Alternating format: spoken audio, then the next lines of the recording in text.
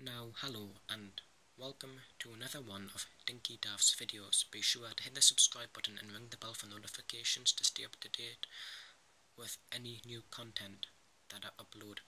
I post every day, so be sure to check it out. But today, we are going to be talking about something serious.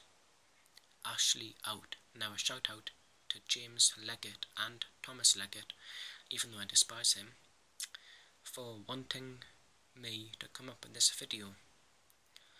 Mike Ashley, you might have heard of him.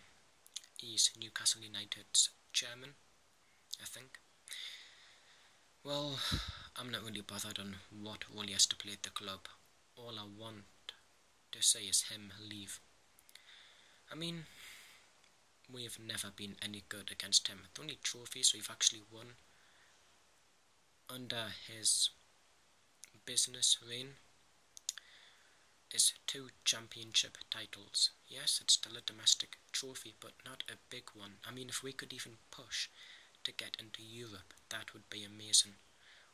When we got to the Europa League in 2012, I think it was, we only signed one player, and that was Fernand Anita.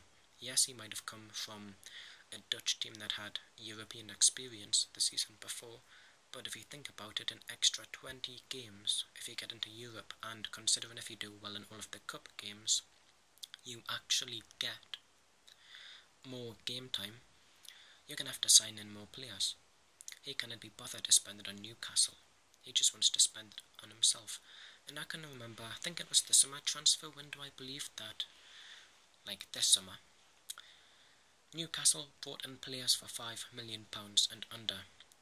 There was no big budget transfer, and yet the day after the transfer window closed, get this, £90 million Mike Ashley spent on House of Fraser, putting another 1,500 jobs at risk.